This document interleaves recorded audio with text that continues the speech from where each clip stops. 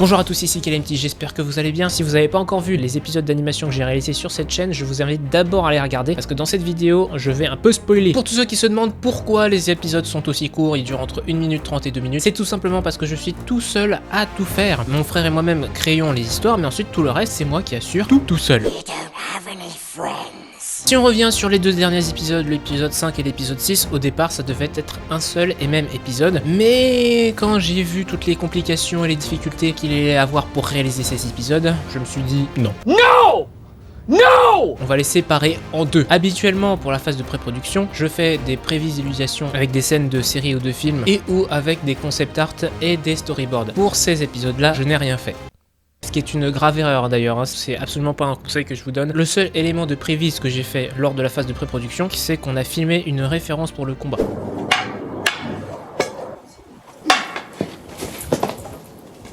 Que penses-tu de cette chorégraphie ?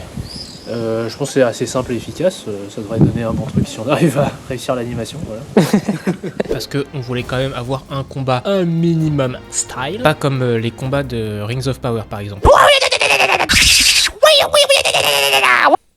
Bien sûr, à chaque épisode de la série, j'essaye de créer des choses nouvelles et donc du coup des nouveaux défis, des nouveaux challenges apparaissent. Et là, pour ces épisodes-là, bien sûr, c'était d'abord les visages. Jusqu'à présent, on n'avait que des personnages qui avaient des casques. Pour ces épisodes-là, on voit plein de visages différents. Et ensuite, après, il y a eu l'animation des lèvres quand les personnages discutent entre eux. D'ailleurs, si jamais vous êtes dans l'animation et que vous voulez apprendre le logiciel Blender et que vous voulez savoir comment j'ai fait telle ou telle chose dans un épisode, dites-le moi en commentaire pour que je vous fasse un petit tuto. Une des réussites dans l'épisode numéro 5 est la confection des tissus et des vêtements, que ce soit les tuniques des seigneurs qui suivent le prince au niveau de la cape du prince lui-même. L'animation des tissus est bien meilleure que sur les épisodes précédents. Ah, bravo, c'est du beau travail.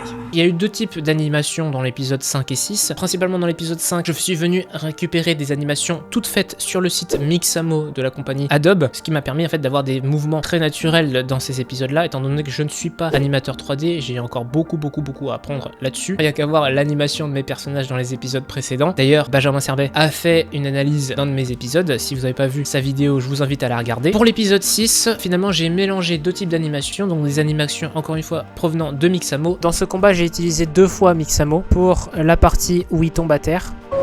Ici, là, juste ici. Ce plan-là. Voilà, donc ce plan-là où il vient faire sa roulade et derrière le prince qui vient donner son coup et mes propres animations avec mon talent absolument exceptionnel d'animateur 3D. Et effectivement, le résultat était, on va pas se le cacher, hein, dégueulasse. Hein. Ouais. Mais bon, j'ai utilisé 2-3 petites astuces pour rendre le combat visuellement agréable, notamment les plans de caméra, plein de cuts, mais des cuts bien faits, à mon sens bien faits en tout cas, pas faits comme dans Game of Thrones, hein, n'est-ce pas ?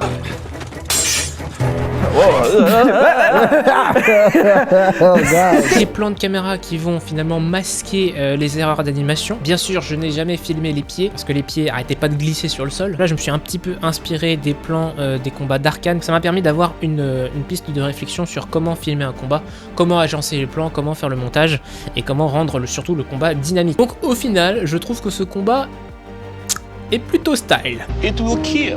Avec la réalisation de cette première saison, je me rends compte de tout le travail que j'ai encore à fournir pour produire de meilleures réalisations, que ce soit au niveau des décors, au niveau des animations, au niveau de la composition des plans, au niveau du travail de la lumière, même si au final, en re-regardant bien les épisodes du premier au dernier, vous voyez quand même déjà une évolution, et pour cela, je suis quand même assez fier. Be you. Be proud of you because you can do what we want to do. Donc voilà, on arrive déjà à la fin de cette vidéo, j'espère que ça vous aura intéressé. Si c'est le cas, n'hésitez pas à liker la vidéo, à vous abonner, à activer les cloches. Sur ce, moi je vous dis à la prochaine. D'ici là, portez-vous bien. Allez, ciao. Je suis en train de mettre du sucre partout, moi.